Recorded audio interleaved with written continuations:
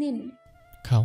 হৃদের আদেশে মায়া চমকে উঠে অবুজ গলায় শুধালো, আমি আমি কেন? এটা তো আপনার, আপনি খান, নিন। কুইক। মায়া একটু আমতা আমতা করলো। তারপর হৃদের আদেশ অনুযায়ী তরতর করে সবটা গ্লাসের পানি এক চুমুকে শেষ করে হাতে নিল গ্লাসটা। ঠান্ডা পানিটা গলা দিয়ে নামার সময় মায়ার মনে হয়েছিল এই মুহূর্তে পানিটুকু সত্যি মায়ার বড্ড দরকার ছিল। তৃষ্ণায় কেমন গলা শুকিয়ে গিয়েছিল। টেনশনে, দুশ্চিন্তার, অস্থিরতার জন্য মায়া এতক্ষণ যাবৎ ঠাহর করতে পারেনি। কিন্তু হৃদ কিভাবে টের পেল মায়ার তৃষ্ণা শুকিয়ে যাওয়া গলাটা সম্পর্কে মায়ার জানা নেই, আর না জানতে চায়। তবে এই মুহূর্তে হৃদকে একটা ধন্যবাদ দিতে দরকার বলেই মায়া ছোট করে বলল, ধন্যবাদ।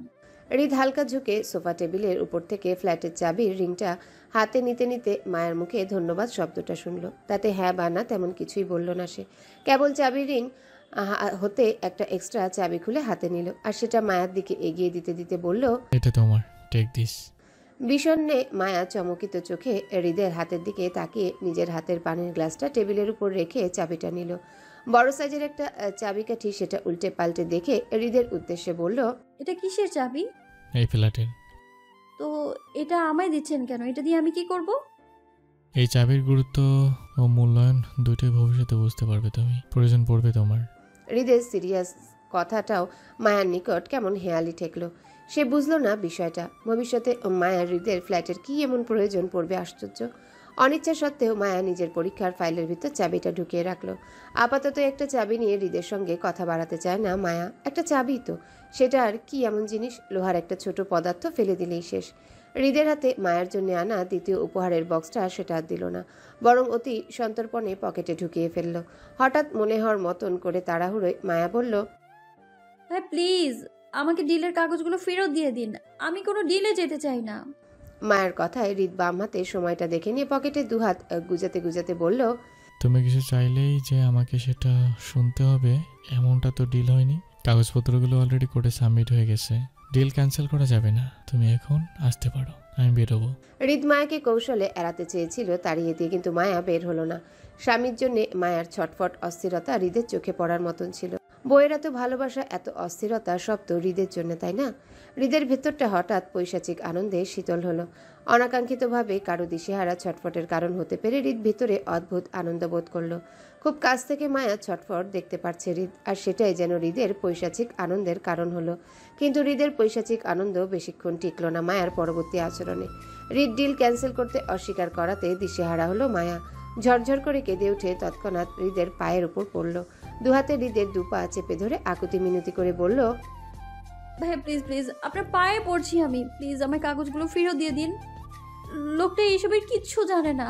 আমি লোকটার ক্ষতি করতে কোনো ডিল করিনি। আমার দ্বারা ওনার কোনো ক্ষতি হলে সেটা আমি সহ্য করতে পারবো না, মরে যাব আমি। প্লিজ ভাইয়া, আপনি লোকটার কোনো ক্ষতি করবেন না, লোকটার কিডনিও নেবেন না প্লিজ। হ্যাঁ, আমাকে ডিলের কাগজগুলো ফেরত দিয়ে দিন প্লিজ ভাইয়া, প্লিজ। হৃদ হতভম্ব, ভীষণ হতবাক, স্তব্ধতার ন্যায় হতবুদ্ধি হয়ে ঠায় দাঁড়িয়ে রইল। মায়া হুট করে হৃদের পায়ে পড়ে যাবে এমনটা হৃদ খুনাক করেও ধারণা করতে পারেনি। মায়া কান্না আহাজারিতে হৃদের মনটা হুট করে কেমন নরম আর শীতল হয়ে গেল। বইয়ের ভালোবাসায় ভিতরটা ঠান্ডা অনুভব করলো। হৃদ ভাবলো সে হয়তো একটু বেশি করে ফেলেছে, বইয়ের অনুভূতি নিয়ে খেলা ঠিক হয়নি। সত্যিটা বলে দেওয়া উচিত ছিল। হৃদ কোমল হাতে মায়ার বাহু চেপে দাঁড় করালো। মায়া তখনও হৃদের মুখোমুখি দাঁড়িয়ে হাত জোর করে আকুতি মিনতি করে কাঁদছে ওর স্বামীর কোনো ক্ষতি না করতে, ডিলের কাগজগুলো মায়াকে ফেরত দিয়ে দিতে। হৃদ ঠোঁট গোল করে ভিতরকার অস্থির নিঃশ্বাস ছাড়ল। কপালের এক পাশে চুলকে মায়ার ক্রন্দনরত মুখটার দিকে তাকালো। স্বামী হিসেবে হৃদ নিজের পরিচয় এই মুহূর্তে দিলে মায়া সেটা কিভাবে গ্রহণ করবে তাও খানিকটা ভাবল। হৃদ নিজের সংশয় দূর করে মায়ের মাথায় নিজের ডান হাতটা রাখলো। স্বামী হিসেবে অধিকার খাটিয়ে প্রথম হৃদ মায়াকে স্পর্শ করলো। যত্ন নিয়ে একটু মায়ার মাথায় আদুরে হাতটা বুলিয়ে দিল। হৃদ আবারও একই অস্থিরতা চাপা নিঃশ্বাস ফেলে বলল, যাকে তুমি খুঁজছো তাকে খোঁজা বাদ দিয়ে আমাকে স্বামী হিসেবে গ্রহণ করলে চলবে না তোমার? হৃদ কথাটা শেষ করতে যতটুকু দেরি হলো ব্যাস এতটুকু, কিন্তু মায়ের রিয়াকশন দেখা গেল তৎক্ষণাৎ। মুহূর্তের মাঝে হৃদের হাতটা ঝাড়া দিয়ে মাথার উপর থেকে ফেলে দিল তীব্র রাগে। তেতে উঠে বলে মায়া, আমি আপনার কাছে সাহায্য চেয়েছিলাম, উপদেশ নয়। তৃতীয় পক্ষ হয়ে একদম আমার ব্যক্তিগত জীবনে ঢোকার চেষ্টা করবেন না। আমি কাকে খুঁজবো কাকে খুঁজবো না সেটা আমার ব্যক্তিগত মতামত হবে, আপনার না। আমায় দুর্বল ভেবে একদম সুযোগ নেওয়ার চেষ্টা করবেন না। আমি ওই টাইপের মেয়েই নই যারা আপনার রূপ আর টাকা পয়সা দেখে আপনার পেছনে ঘুরে বেড়াবে। আর না, আমার ভালোবাসা এতটা ঠুনকো যে কারো কথায় নিজের স্বামীকেই বাদ দিয়ে অন্য কাউকে গ্রহণ করব আমি। একদম নিজের লিমিটে থাকবেন আপনি। আর আমার আপনাকে পছন্দ না। মায়ার রাগ, মায়ার দৃঢ়তা হৃদকে মুগ্ধ করার কথা ছিল, কিন্তু হৃদ মুগ্ধ হতে গিয়েও নড়ে উঠল। হৃদ যে মায়াকে বুঝাতে চেয়েছিল সে মায়ার স্বামী হয়, এই কথাটা তো মায়া মানতেই নারাজ। বিশ্বাস করবে কখন? হৃদের মস্তিষ্ক হঠাৎ করে জ্বলে উঠল কিছু একটা আপত্তি জানিয়ে। মায়া নিজের স্বামীকে যতটা পাগল পাগল হয়ে ভালোবাসে, ঠিক ততটাই হৃদকে অপছন্দ করে। এতটাই অপছন্দ করে যে হৃদ মায়ার স্বামী হতে পারে এটা এই মেয়ে কল্পনাতেও রাখেনি। হৃদ তো শুধুমাত্র প্রাথমিক অবস্থায় মেয়েকে একটু করে বোঝাতে চেয়েছিল হৃদ মায়ার স্বামী হতেও পারে। পুরোপুরি হৃদ সত্যটা বলেনি, অথচ মায়া অল্প কথা শুনে রিয়্যাক্ট করলো। হৃদের কথাটা বিশ্বাস করা তো দূর, উল্টো ভুল বুঝে বসলো। এইভাবে হৃদ তার বউয়ের সুযোগ নিচ্ছে। আজব, সে সুযোগ কেন নিবে? মেয়েটি তার বউ হয়। যদি হৃদের কখনো মনে হয় তার বউকে দরকার, তাহলে সে সোজা বেডরুমে নিয়ে ফেলবে এই মেয়েকে। তারপরও বউ তো বাজি করে বউকে ছুবে না সুযোগ নেওয়ার উদ্দেশ্যে। এমনটা করা হৃদের দরকারও নেই। হৃদের মনে তীব্র প্রশ্ন জাগলো, আচ্ছা এই মেয়ে যখন জানতে পারবে হৃদ মায়ের স্বামী হয়, তখন কি করবে?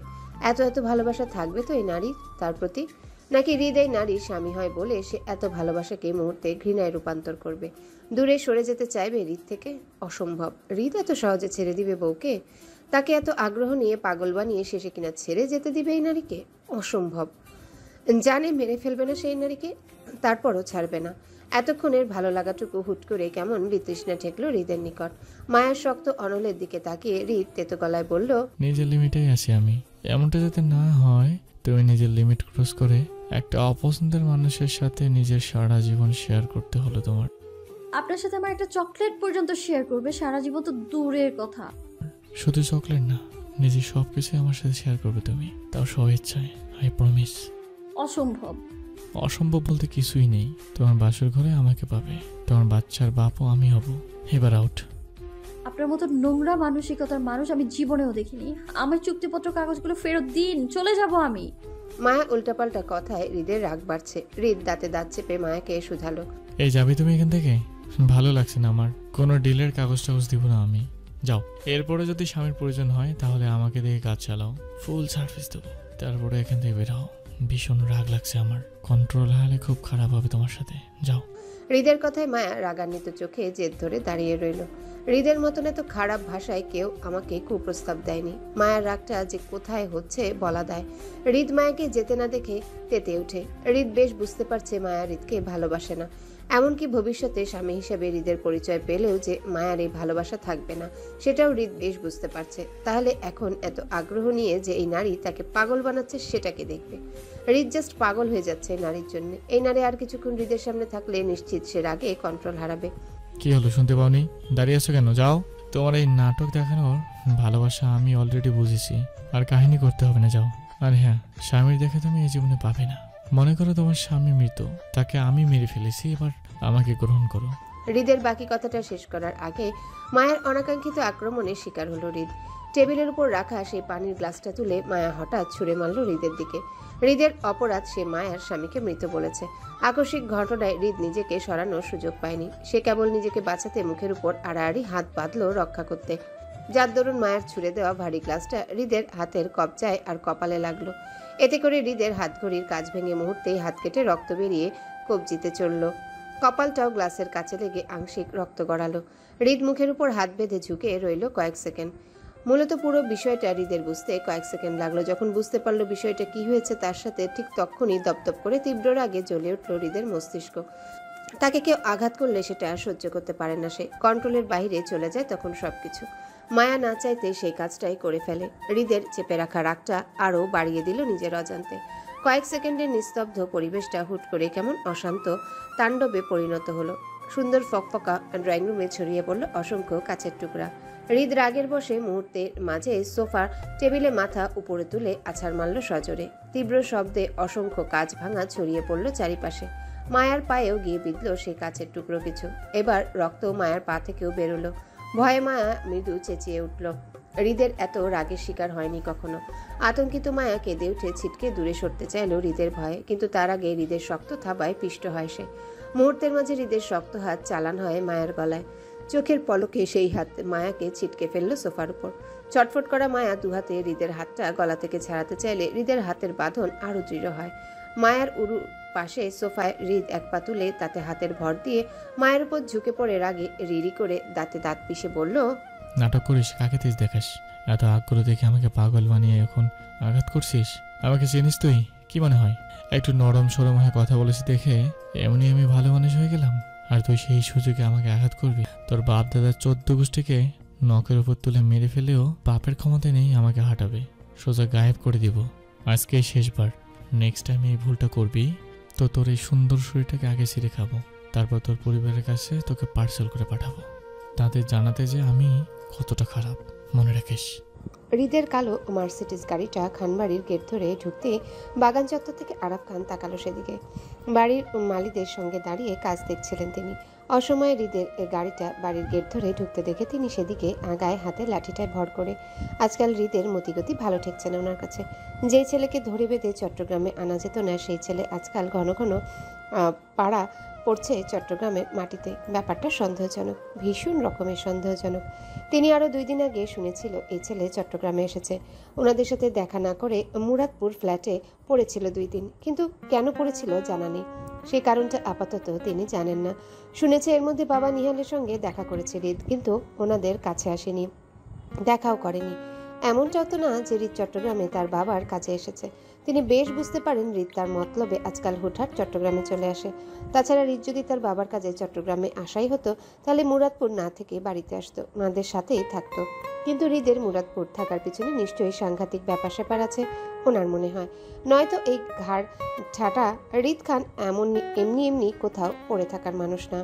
যেখানে এই ছেলে বাবা মা বিচ্ছেদের পর নিজের বাড়িতে না থেকে নিজের আলাদা বাড়িতে উঠেছে, সেই ছেলে আর যাই হোক অন্তত মতলব ছাড়া মুরাদপুরে থাকবে না। বিচক্ষণ আরাফ খান হাতের লাঠিটায় ভর করে সামনে এগুলো। হৃদকে দেখলো গাড়ি থেকে নেমে কেমন গুমোট গম্ভীর মুখে হনহন করে চলে যেতে বাড়ির ভিতরের পথে, কিন্তু মাঝপথে পথ আটকে দাঁড়ালো আরাফ খান। যাওয়ার পথে বাধা পাওয়ায় বিরক্তিতে কপাল গুটালো হৃদ।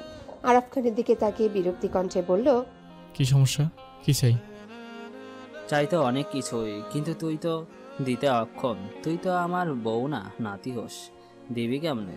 আরাফ খানের রসিকতার কথায় হৃদের বিরক্তি বাড়ে। এমনি মন মেজাজ ভালো নেই, বউয়ের সাথে রাগারাগি করে এসেছে সে। হৃদ বিরক্তি নিয়ে পাশ কাটাতে চাইলো আরাফ খানের, কিন্তু আবারও একইভাবে পথ আটকে দাঁড়ালেন তিনি। জহুরি দৃষ্টিতে হৃদের পা থেকে মাথা অব্দি পরখ করলো একবার।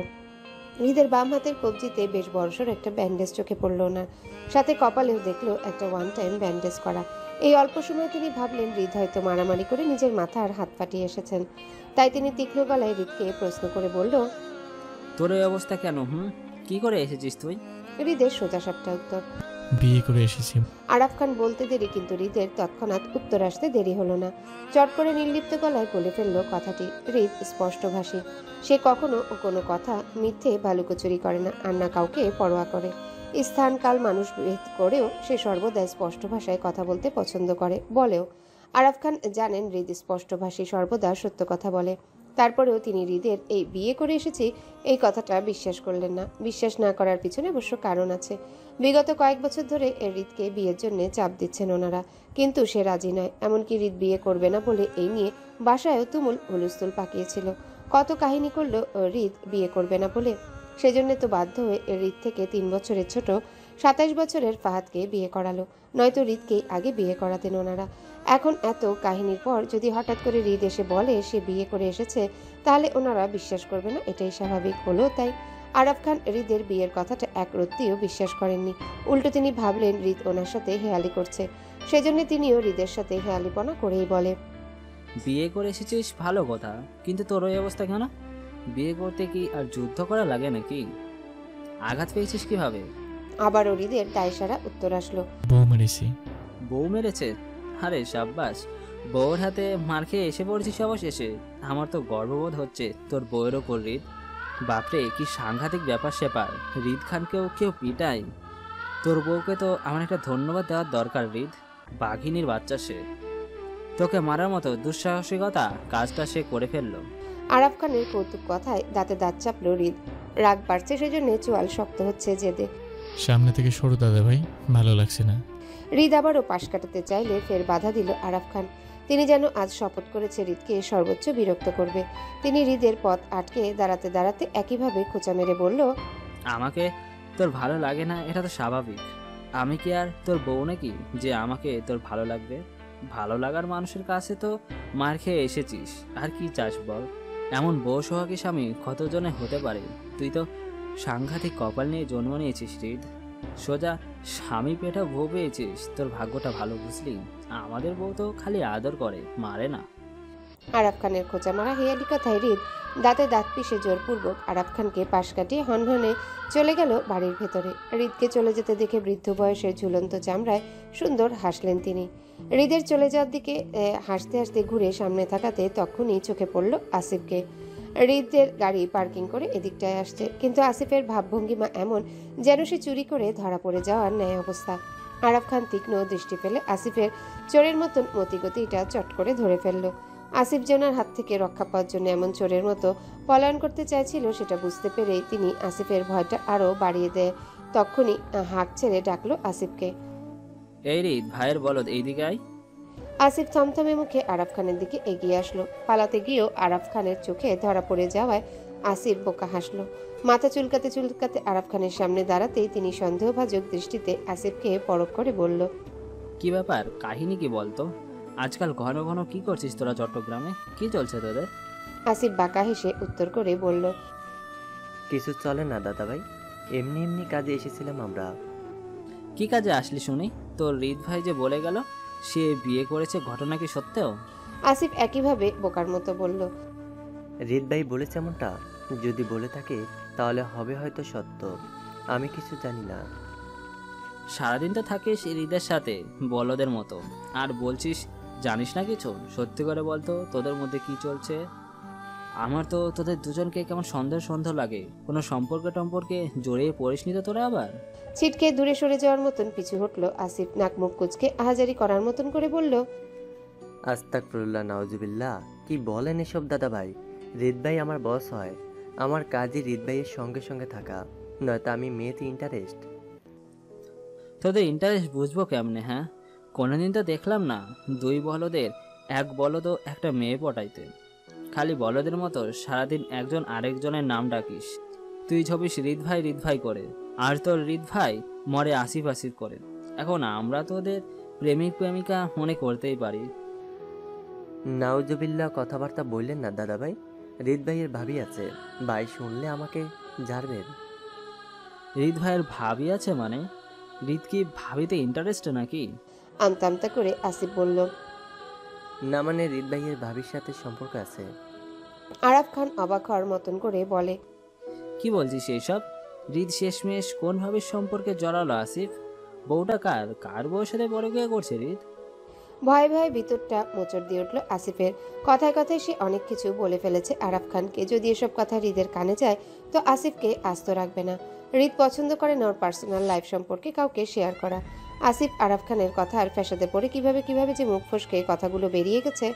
এখন আসিফ যদি আর কিছুক্ষণ আরাফ খানের সম্মুখে দাঁড়িয়ে থাকে তাহলে তিনি খুঁচিয়ে খুঁচিয়ে বাকি কথাগুলো আসিফের পেট থেকে বের করবেন নিশ্চিত। আসিফ নিজেকে বাঁচাতে হঠাৎ করে দৌড় লাগালো বাড়ির ভিতর দিকে। আকস্মিক ঘটনায় হতভম্ব হয়ে যায় আরাফ খান। তিনি যখন বুঝতে পারেন আসিফ ওনার থেকে বাঁচতে দৌড় লাগিয়েছে, ঠিক তখনই আসিফের যাওয়ার পথে খানিকটা চেঁচিয়ে উঠলেন। তিনি বললেন, আরে আরে বলদ, বলে তো যা, হৃদ কার বউর সাথে বড় বিয়ে করে বেড়াচ্ছে? মেয়েটা কে? আসিফ দৌড়ে পালাতে পালাতে খানিকটা চেঁচিয়ে জানালো, মেয়েটা আপনাদের আত্মীয় হয় দাদাভাই। আত্মীয়র কথাটা মাথায় আসতেই আরাফ খানের মাথায় প্রথমেই শশীর নামটা ঢুকলো। মেয়েটার সাথে হৃদের সম্পর্কের কথা শুনেছিল ওনারা আরো কয়েক বছর আগে। দুজনকে বিয়েও দিতে চেয়েছিলেন ওনারা, কিন্তু শশীর বয়স কম হয় বা শশীর পড়াশোনা শেষ হয়নি বলে বিয়ে আর হয়নি। তারপর কি হলো কে জানে। হৃদ বিয়ে করবে না বলে একেবারে বেঁকে বসলো। আরাফ খানের মনে হলো হৃদ আবারও হয়তো শশীর সাথে প্রেমের সম্পর্কে মজেছে। যদি তাই হয় তাহলে এবার দুটোকে ধরে হাতে হাতে বিয়েটা সেরে ফেলবেন ওনারা। বহবান নদীর স্রোতের মতোই সময় তার নিজস্ব গতিতে যাচ্ছে। হৃদ মায়ের উপর রাগ নিয়ে চট্টগ্রাম শহর ছাড়লো আজ গোটা ৩৫ দিন হলো। এতে মায়ের অবশ্য ভাবান্তর নেই। সে হৃদের জন্য মোটেও চিন্তিত নয়, বরং সেদিনের পর নিখোঁজ স্বামীকে নিয়ে বেশ চিন্তিত। হৃদ চুক্তিপত্রের কাগজগুলো মায়াকে ফেরত দেয়নি, উল্টো মায়াকে হুমকি ধামকি দিয়ে শাসিয়ে গেল। এখন মায়ের ভয় হয় যদি হৃদ কোনোভাবে মায়ের নিখোঁজ স্বামীর ক্ষতিরতি করে বসে তো। মায়ার নিজের স্বামীর জন্য অস্থির উন্মাদনা হয়ে সেদিন হৃদের হাতে মার খেয়ে বাসায় এসে প্রথমেই নিজের স্বামীকে ফোন দিয়েছিল খোঁজ নিতে। হৃদ মায়ের স্বামীর ক্ষতি করার আগেই সাবধান করতে চেয়েছিল লোকটাকে, কিন্তু আফসোস মায়ের ফোন কলই সেদিন হতে আজ পর্যন্ত লোকটা রিসিভ করেনি, আর না কল ব্যাক করেছে।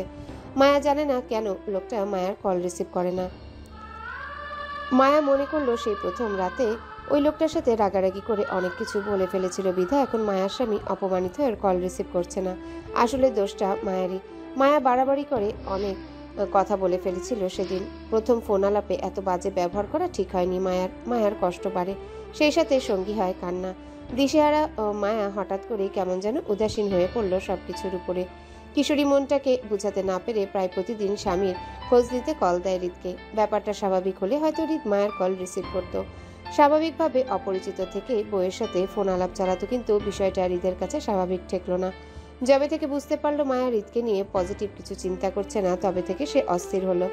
হৃদ মায়ার স্বামী হয় এই সত্যিটা যদি মায়া কখনো জানতেও পারে, তাহলে সে হৃদকে স্বামী হিসেবে মানতে নারাজ হবে, তার থেকে তালাক চাইবে।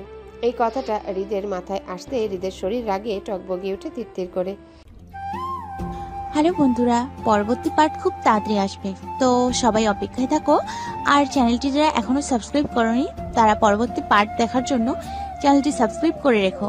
ধন্যবাদ সবাইকে, আমাদের সাথেই থেকো।